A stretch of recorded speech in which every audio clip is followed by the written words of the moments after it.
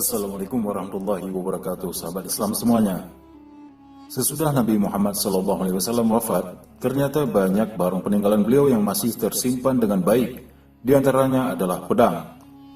Sejumlah pedang tersebut menjadi saksi bisu perjuangan beliau dalam menegakkan ajaran Islam.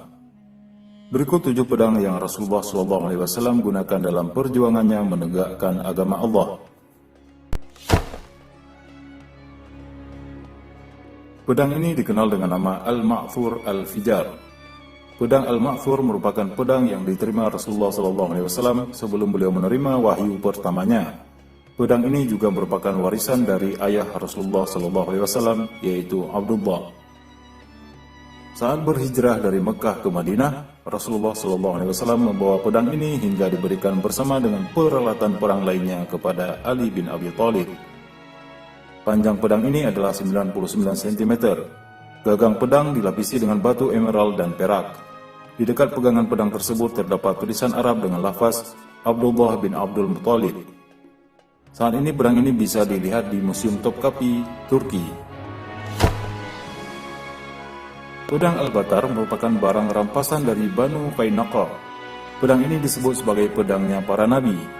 Di dalam pedang ini terdapat ukiran Arab yang bertuliskan Nabi Daud alaihissalam, Nabi Sulaiman alaihissalam, Nabi Musa alaihissalam, Nabi Harun alaihissalam, Nabi Yusuf alaihissalam, Nabi Zakaria alaihissalam, Nabi Yahya alaihissalam, Nabi Isa alaihissalam, dan Nabi Muhammad SAW.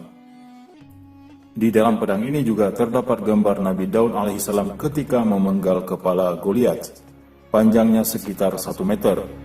Berdasarkan referensi, dijelaskan pedang ini akan digunakan Nabi Isa alaihissalam untuk membunuh Dajjal menjelang kiamat nanti. Pedang ini merupakan barang rampasan dari Banu Qaynuqa. Awal mulanya dibuat oleh Nabi Daud alaihissalam. Bentuk dari pedang ini menyerupai pedang Al-Batar. Hanya bedanya, pedang ini lebih besar. Panjang mata pedang ini mencapai 112 cm dengan lebar 8 cm. Nabi Daud alaihissalam juga menggunakan pedang ini.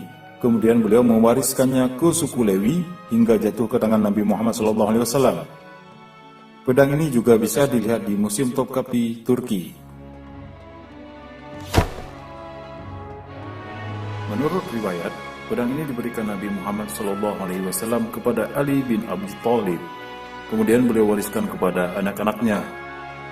Beberapa riwayat juga melaporkan pedang ini merupakan barang rampasan yang didapat Ali bin Abi Thalib saat ia memimpin perang di Suriah.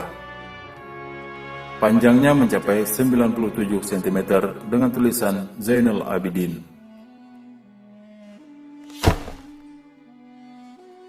Bentuk bilahnya tipis, pedang ini hampir mirip dengan tongkat. Pedang ini digunakan sebagai alat membela diri saat bepergian, tetapi tidak digunakan untuk peperangan. Di pedang ini juga terdapat lafaz syahadat. Panjang pedang ini mencapai 100 cm dengan wadah yang terbuat dari kulit hewan yang dicelup untuk melapisi pedang ini. Beberapa orang menyatakan bahwa Kal-Ani merujuk pada timah atau timah putih yang ditambang dari beberapa lokasi yang berbeda. Pedang ini juga salah satu dari 3 pedang rampasan dari Banu Qaynuqa. Ada juga riwayat lain yang mengatakan bahwa pedang ini didapatkan oleh kakek Nabi Muhammad SAW, yaitu Abdul Muttalib, ketika menemukan mata air Zam-Zam untuk pertama kalinya. Pedang ini memiliki panjang 100 cm dengan ukiran dalam tulisan Arab yang artinya, ini adalah pedang mulia dari rumah Nabi Muhammad SAW, Rasul Allah. Bentuk dari pedang ini juga berbeda dengan pedang pada umumnya. Pedang ini memiliki bentuk bergelombang. Inilah pedang milik Rasulullah SAW yang paling terkenal.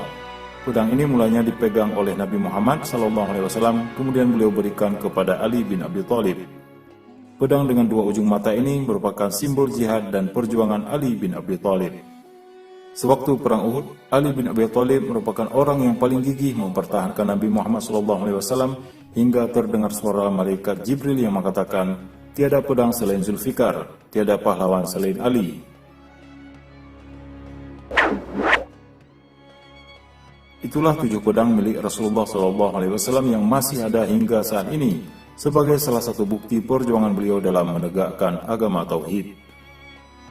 Wallahu a'lam bissawab.